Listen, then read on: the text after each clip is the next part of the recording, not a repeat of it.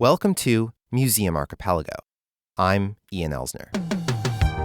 Museum Archipelago guides you through the rocky landscape of museums. Each episode is never longer than 15 minutes. So let's get started. You take a photo of yourself inside a museum, you look smart, you look cultured, the lighting is often pretty sexy.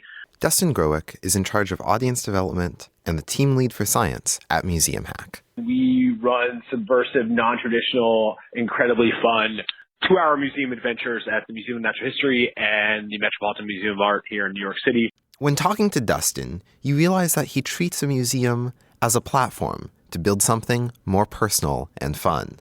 And one of the tools that he uses to make it more personal and fun is the museum selfie. And we find that not just selfies, but using phones and taking photos, and sometimes selfies as well, is actually, when given the right context, is a great way to give people a personally engaging experience within a museum that isn't necessarily thought of as a context for them or a place for them or relating to them. And taking selfies is an easy way to put yourself literally and figuratively in the context of the museum. Part of the curriculum of Museum Hack is to encourage tourgoers to take selfies in a way that feeds back into the tour.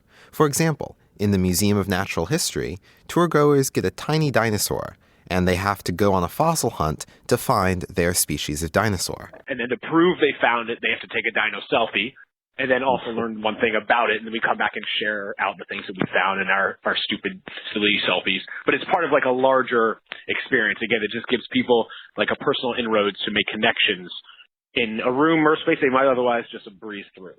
For Dustin, it's all about the context. If you're just walking in, like, I'm taking a selfie, then walk over there, I'm taking a selfie, you walk over here, taking a selfie, you're right. Like, that's not really going to add to the experience. But when it's part of a larger context that we really think through and set up ways that give people just easier ways to get personally connected to the experience, I think selfies are one part of that can help facilitate that. But the context is not just making sure that a selfie can be meaningful and fit into a larger pedagogical structure.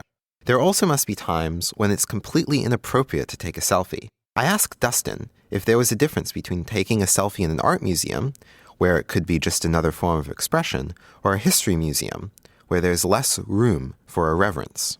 He said it's something they think about a lot. I don't think it's necessarily history versus art as much as, again, like the specific person or thing with which you're interacting. So at an art museum, there are things that are going to be less kosher to take selfies with if they're depicting, genocide or war or something like that, right, or slavery, right, or like a disenfranchised or marginalized people, versus there's not much threat in taking like a selfie with a dinosaur. So I don't think it's necessarily like art versus science versus history. I think it depends on exactly what you're doing the selfie with and how you're taking the selfie. Is it the museum visitor who should be considering the appropriateness of taking a selfie, or is it the institution itself? Dustin thinks it should be a combination of both.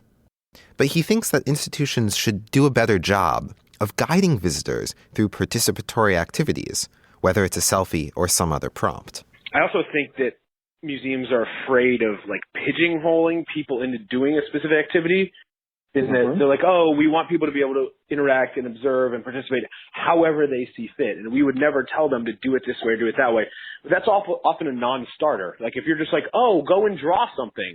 I'm like, all right, maybe. I don't know what I'm going to draw. But if you give like a very specific context within like in which that I can contribute something to some sort of framework that's already kind of set, that's it, for me at least, that's a much better prompt because people are actually going to do stuff more. And secondly, if you're really smart about that context that you set up, you can usually nip in the bud a lot of the stuff that museums are afraid of in the first place.